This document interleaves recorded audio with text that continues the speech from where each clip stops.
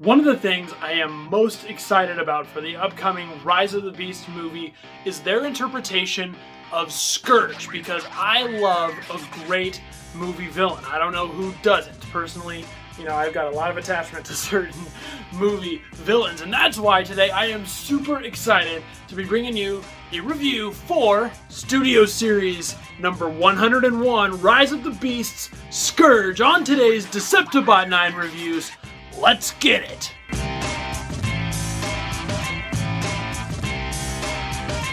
How's it going, everyone? deceptibot9 here, and thank you as always for joining me here on the channel for another Transformers Studio Series review. If you are a returning viewer, welcome back. Good to see you. If you are new, hey there, how's it going? If you like what you see, go ahead and leave a like. Plus, if you want to stay tuned for all the future content I've got planned, go ahead and subscribe as well. It does really truly mean a lot to me. Plus, if you want to find me anywhere else on the internet, you can find all of my social links in the description down below. Now, without further ado, let's go ahead and take it down to the review station for a closer look at Studio Series Rise of the Beasts, Scourge. Alright, first before we look at the figure, I want to take a look at the packaging, as I have done for all of the other Rise of the Beasts figures so far, because it really gives us kind of our best look at Scourge. We've had a couple good shots in the trailers, but getting a still image control art picture is always very nice. So we see, of course, it's got the Rise of the Beast logo, Studio Series number 101, Scourge right there with the Terracon logo. The beautiful artwork here. I really like how the way that this looks with the sort of like flames igniting inside of him. It looks really, really cool. Face looks a little weird on the control art for me. I kind of like how the final film version turned out, but you can see he looks quite good. Oh, it looks like part of the grill piece on him there pops up on his arm, because you can see the Autobot logo. Very, very cool there. Of course, Transformers here on the side. And again, here's another shot of Scourge. Looks a little bit different than the one on the front. He's in a different pose. Looks pretty nice, though. I do really like it. And I love the way the blade glows right here on the edge. That is really cool. So it's a nice looking shot of him there. Of course, product shots on the back. Nothing too crazy here. It's got a little bit of a bio if you want to read. Oh, the transwarp key. There's going to be our our little, MacGuffin of the movie there for sure. And, of course, moving on to the other side, this is just a closer look at the art on the front. On the top, Transformers Rise of the Beasts. On the bottom, just a bunch of that fun legal jargon.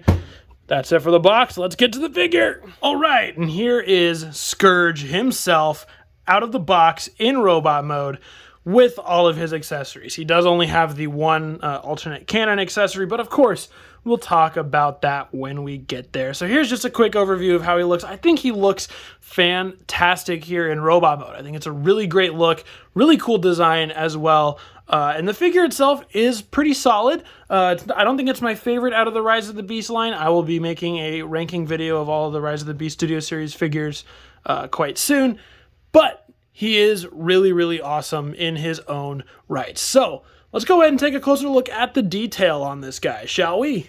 All right, coming up here, getting a closer look at that head sculpt. We can see, of course, he's got sort of that Terracon insignia as potentially a mask over what his real face is. If you get really close, it's kind of hard to see on my camera. If you get in really close onto the face, you can see there's like the inner detail, the mouth detail that we saw like on that control art is hiding in there. Plus, he does have a little bit, a little bit of red eyes going on. Of course, on the back of the head, he does have the orange translucent plastic for some light piping, which is always incredible. Of course, here on the neck, this has been a piece of contention for some people, this chainmail piece. I will say it does look a little tall in person, but I honestly don't mind. I think it makes focus on Scourge. Thank you. Makes for a really cool look for a design for the character overall. Moving on down here to the chest, here is it's his grill. Obviously, you can see he's got some translucent red or orange plastic in there to sort of emulate that fire detail we saw on the control art. Plus, we got little headlights. We got some chains going through. There's nice detail all over this. And I believe if you get in close to this grill, it's a little hard to see on my camera, but he does have some of those insignias that we've seen on the truck in like promo shots and stuff, where he's got the Autobot insignia, the Wrecker insignia, Decepticon insignias, indicating that he's killed some people before and he claims their insignias as trophies.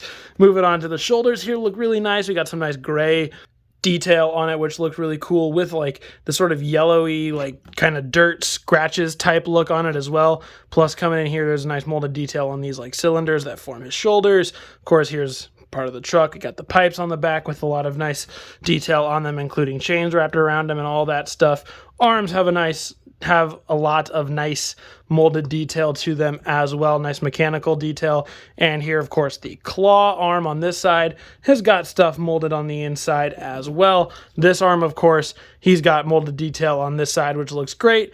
A little bit more of a normal hand, which is still molded detail and is very nice. And of course, his sword weapon that we saw on the front box as well looks really cool. I wish, though, it did, to sort of emulate the glowing red fire, had some sort of orange paint marked down here on the bottom, but I'm sure that's an easy fix for somebody to do if they are wanting that.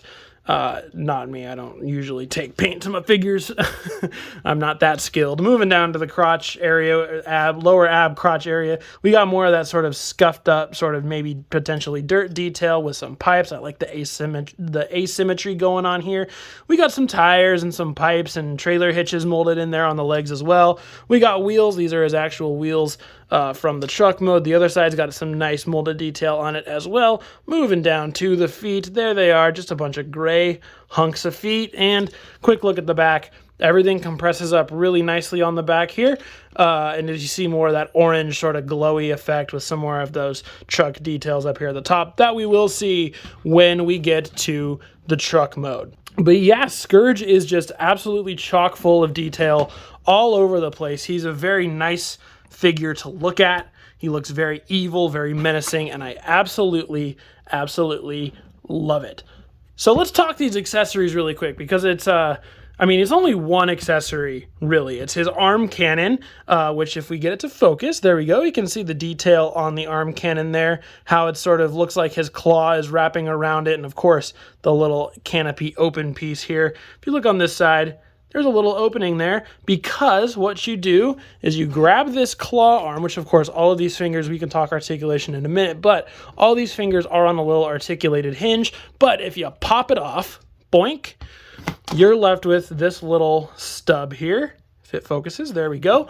And all you do is you just slide the cannon over that little stubby, and there you go. Now he's got a cool little cannon arm. It is a great look as well, and of course, the cannon is blast effect compatible if you want to put some blast effects in there for him to annihilate the Autobots or the Maximals, whoever he's going out. Now, weapon storage, or I guess accessory storage, whatever you're going to do, it's not my favorite. I talked about it in my Bumblebee review.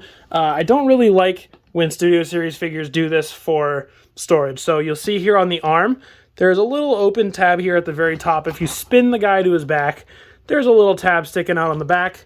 Just plug the arm onto the back. It's certainly weapon storage for sure, I guess, if you want a whole ass arm sticking off what is almost his ass. And the same thing is if you pull the cannon arm off and put the claw arm back on, then the cannon arm has a little tab here that just plugs in right here. Nope. To the butt. And that one at least compresses up a little bit better. It's still just hanging off the back, so it's not my favorite thing. I usually just am going to stick it off to the side. Now, the other cool thing with the accessory, since this is like the only extraneous one that he comes with, is the sword. I think the sword is really cool. It's attached to his arm here on some sort of, lever thingy, whatever you call that. But the cool thing is you can display it like this, where it's splayed out kind of underneath his arm. Or if you open the fingers up, you'll notice his hand is molded in a very specific way, because on this hinge you can flip the sword up into his hand and it'll click in there, and you just orient it how you want it, close up his fingers, and now he's holding his sword in his hand, which I think is really, really cool, and I can't wait to see how that plays out in the movie. Like if he just flips his sword around and catches it and then unflips it out and stabs people. I think it'll be really cool to see how he uses these weapons and things in the movie. The claw when you get it all folded out is really cool. They are soft plastic, so you can sort of bend them to your will if you would like. Some of them come a little bit more bent than others, just depending on how yours is packaged. But I think it's a really cool look overall for that. So while we're on the topic of accessories, we saw the ones all that he comes with, but he does have another accessory that's a whole separate figure, of course. That's Freezer. I never did a full review of Freezer, but I do quite like him, and he forms this weird little gun mode that it's got a peg on the bottom, so you can, of course, just slide it into Scourge's hand. It's shown in the instructions for both Freezer and Scourge, so I think in the movie they will have some sort of partnership, whether Freezer is his own character or he's like a whole sort of slew of, little weird creatures that help out the Terracons. It's yet to be seen, but you can give Scourge an additional cannon if you would like. And he does have integration in the vehicle mode, which of course we'll look at when we get to vehicle mode. I think overall what you get with the weapons are pretty cool. The cannon serves as a good look. The claw is really cool and versatile as well. Plus the sword is just super, super awesome as well. So let's go ahead and cover articulation on this guy to see how posable he is to beat up his enemies. So the head is a little weird. So he's got a big ball joint right here at the neck, which allows this whole thing to rotate around. It's not really blocked, but there are certain spots where you're going to have to push it a little bit harder. He can also bend on it as well, which is one of my favorite ways that thing looks. I really like that sort of look. But then the head itself is also on a ball joint up here, so it can look up like that. It can't look down. Obviously, this is the look down. It can tilt like side to side. It doesn't really move on its own. I mean, it kind of can, but I don't. Yeah, see, it can go on its own merit, but I don't think it's really meant to do that, because I think this whole piece is supposed to move as one unit in the movie. I guess we'll just have to wait and see on that piece. The shoulders are really interesting too, because you can kind of orient them in several ways however you want. This is the standard orientation of them. So how they articulate here is there's a joint right here that lets it pivot up like this, and also moves it forward and backward around, so you can kind of curve it around. This piece here moves around because there is a joint right here as well that gets it moving up like that. So I've seen some people, and this is kind of how he comes packaged, is it's kind of up like this. So, you can do it like that if you would like to, but you're going to sort of make the articulation be a little odd. Other arm articulation is there's a swivel right up here at the bicep, right above the elbow. Then, of course, the elbow itself bends right there. This side, the claws each are on one hinge that lets them go in and out like so. This side of the arm is basically the same. Swivels up here, the bicep has a bend here, but this one has fingers that go out, as well as all of the sword articulation there as well. Waist swivel right here goes all the way around if you would like it to, or nope, maybe not all the way around. Nope, it actually gets blocked by those pipes on his legs. Legs go forward that far, pretty good. Legs go backward that far, blocked thanks to the backpack. For the splits, how is he going to fare? Well, he can go super splits, except for he's got his junk hanging in the way, so he can't quite get all the way down straight, but that's okay. We'll give him the points anyway. Legs swivel up here at the thigh. Knee bend right here, which gets it about 90, which is pretty solid. Then here you can do the feet. The feet are able to hinge up and down like so you can sort of rest them in any position you would like. This is their natural state. It's kind of the straight leg look, but like if you wanted to make them bend sort of like that, you certainly could as well. And then the feet do, of course, have their ankle rockers in there as well. So Scourge is pretty decently articulated, especially for a leader class. You can get him into some pretty solid poses. I've seen a lot of cool ones out there with him so far, and I'm going to take my own photo set here fairly soon. So he moves great and he looks great. Let's see how he looks with some other figures, shall we? Especially all of the Rise of the Beasts ones. All right, here's how Scourge looks with all of his fellow Terracons, at least all the ones that we know about. Obviously, Studio Series Battle Trap, who I've reviewed on the channel. And this is the mainline Nightbird from the Target Buzzworthy Bumblebee Jungle Mission 3-pack, since we don't have a Studio Series one for her yet. She is a good stand-in, and they're a mean-looking bunch. I really can't wait to see how this crew interacts with the Autobots and the Maximals in the film. It's going to be really, really cool. Speaking of Maximals, here is Scourge with Air Razor and Cheetor. Hopefully they do get to have some sort of interaction in the movie. I know there's a big fight scene that is featured in the trailer, so I'm sure they will. But for now, here's the toys. No Primal yet, but we'll get there. And of course, here's our main group that Scourge is going to be competing with. We've got our Autobot crew, minus Mirage, since there's no official Mirage out yet. Either the mainline or the Studio Series, but so far, it's a great looking Autobot bunch. It's going to be really, really cool to see what happens with all of this in the movie. And of course, one last comparison. Here is Movieverse Scourge and his original counterpart. Well, his original counterpart. This is Velocitron Speedia 500 Scourge. So you can see where the inspiration came from. All right, enough about Scourge in robot mode. Let's go ahead and get this guy transformed up into his truck mode. Scourge's transformation here is a lot of fun. I like how it integrates the sword into part of the actual transformation, obviously due to it being connected to his body. The legs are probably the weakest part of the transformation. They're very simple and straightforward. Just kind of flip around, fold the toes up. Not really much goes on there. The backpack actually kind of surprised me with how integrated it is. It folds out really, really well and has a unique little hinge system going on that the instructions don't explain very well how to handle that hinge piece. So shout outs to that toy guy for pointing that out to how to properly fold that hinge up. You'll see it here in a second how that hinge is supposed to be folded.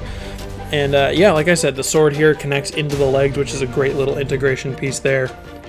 And then the arms just stick out the back. But I like how the shoulder pads become the top of the truck, and so you can see the hinge fold there needs to be compressed in a certain way. And once everything lines up there, then you have a hood of the truck. I really like how the shoulder pads are connected as the hood of the truck. I thought that was really cool.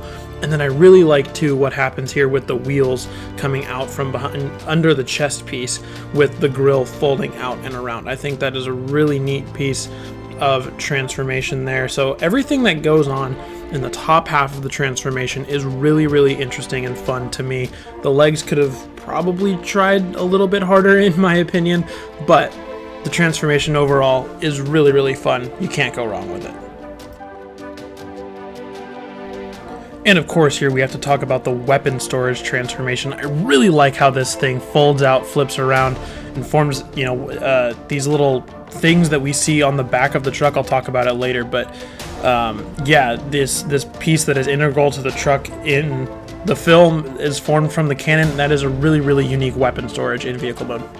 All right, here is Scourge all transformed up into his truck mode. Now I will say the truck mode is the thing about this figure that disappoints me the most. I feel like there definitely could have been some improvements made to the truck mode overall. I think it has a really nice look to it in terms of the way it looks overall, like aesthetically and design-wise, but I'm going to point out a couple things that, I usually tend not to get negative on this channel as much because I really do like everything that I get, but there's a couple things about this truck mode that bugs me. So let's go ahead and talk those details, shall we? Starting up here, now we can see the grill is all fully formed, and here's more of those insignias. We see the Terracon one here, obviously, to show that he is a Terracon, but he's got Maximals ones in there, Decepticon ones, Autobot ones, Wrecker ones. He's got a whole bunch of stuff mixed up in there, and it comes together for a really cool look here on the front with the grill, the nice, big, sort of meaty grill. Moving up, I really like how the shoulders form the top of the truck mode. That's a really, really cool design aspect, and it forms really nicely together up here, as well as we got the windows with the sort of windscreens up here. This whole front part, nice replication of the truck that we've seen so far. If you look at it from the side, obviously there's two big cavernous holes that are meant for the shoulder pads to form in robot. That's one of the things that bugs me, is that right there is so blatantly obvious in the side. I don't know. It might have worked if the orange was a little more vibrant to get sort of that flame detail out of there. But yeah, I'm not a huge fan of those holes right there on the side. But the rest of the truck here does look nice. We get the window with the sort of all the scuffing and stuff going on, marking on the door. The tires here, these are newly exposed tires because they were in the chest in robot mode, but it's just, you know, tire molding, nothing new crazy there. Top here, really cool. This was on the back of the figure, obviously, but now we get to see it how it's meant to be. Got a little horn up top. I'm so curious about this horn. I love that he's a big, meaty, monstrous truck, and then he's got this cute little horn up there. I don't know what they're going to do with that in the movie. I'd have to also look at the truck to see if it still exists in the movie. But yeah, so we get the smokestacks here as well. My copy, they're a little loose, so you kind of jiggle the truck around a little bit and they'll get knocked over. And not a big deal, just wish they tabbed in a little more securely. Now, I do really like one thing is this weapon storage. I think it's really, really neat because it is also accurate to the movie. There's been some pictures of the truck that floating around that have this bar and these little extra like construction pieces off to the side. So the way that the Studio Series figure uses the gun to form that piece of the truck is really cool. And it does help hide some of the stuff going on here on the back. But you will see if you turn it to the back, this is my biggest problem with it. Just big old holes right here in the middle. And of course, the hand and the claw are just sticking out, hanging out there on the back. I really wish there was some way to integrate those better, or maybe like extend this cab a little bit to kind of cover those up a little bit more. I don't know, but it's, yeah, that part bugs me. I do like how the sword is integrated into the transformation though as well. It tabs in nice and tight there. Looking here at the back, it's just some empty spots. Nothing really too major here going on at the back. And of course, we'll look at the bottom. And yeah, I mean, there's not much going on the bottom. His head's still sticking out there. And of course, his legs and his crotch piece are all there too. So it's not much going on hiding there. And you can see his little thingies are falling over there. But yeah, I mean, for the most part, it is a solid looking truck from most angles. If you take this off though, I will say it does expose it a little bit more, and it kind of, yeah, definitely want to keep this on, in my opinion. I know some people might not want to do that, but me personally want to keep that on. It helps sort of hide some of that ugliness there in the back of the truck. He does, of course, roll. He rolls actually really, really well. I am very satisfied with the way this guy rolls. And he is a lot bigger than I thought he was going to be from initial photos. In both modes. I didn't mention it in robot mode, but in truck mode too, he is a lot bigger than I thought he was going to be. So,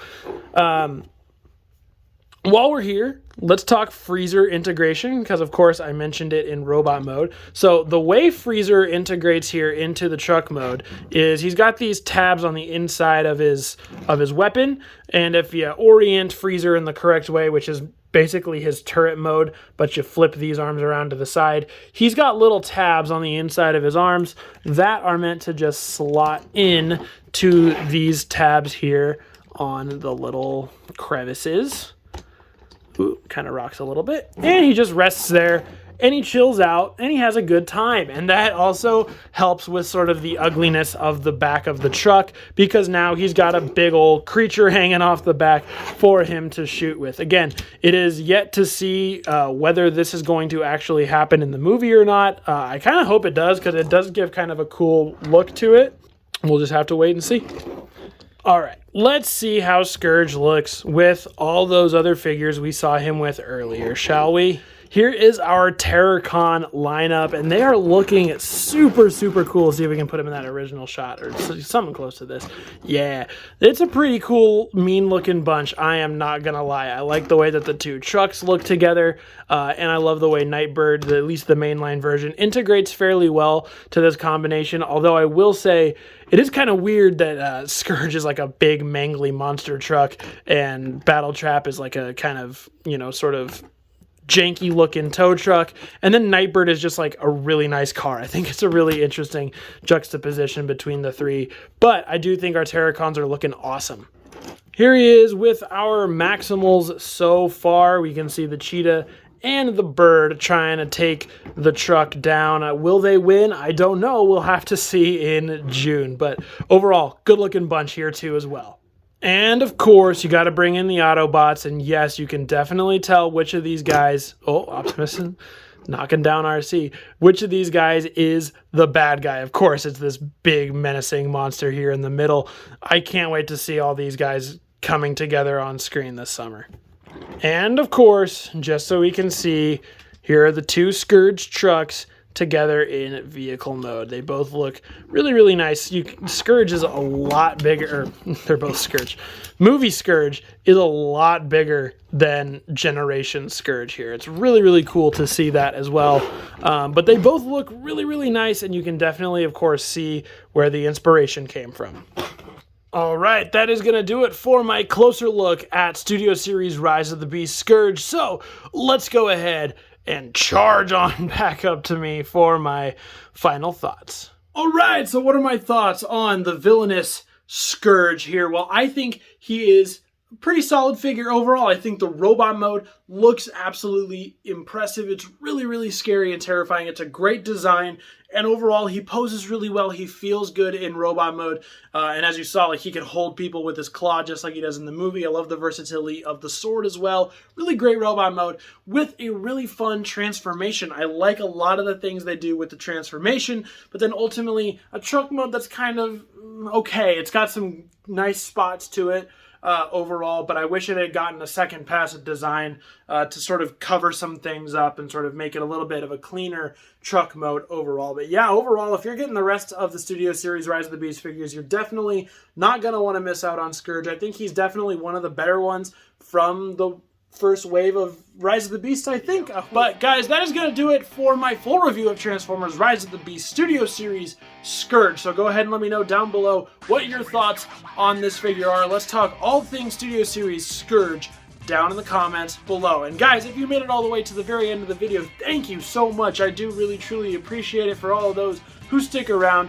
As always, guys, I have been your host, deceptibot9. Thank you, as always, for watching, and I'll catch you guys later.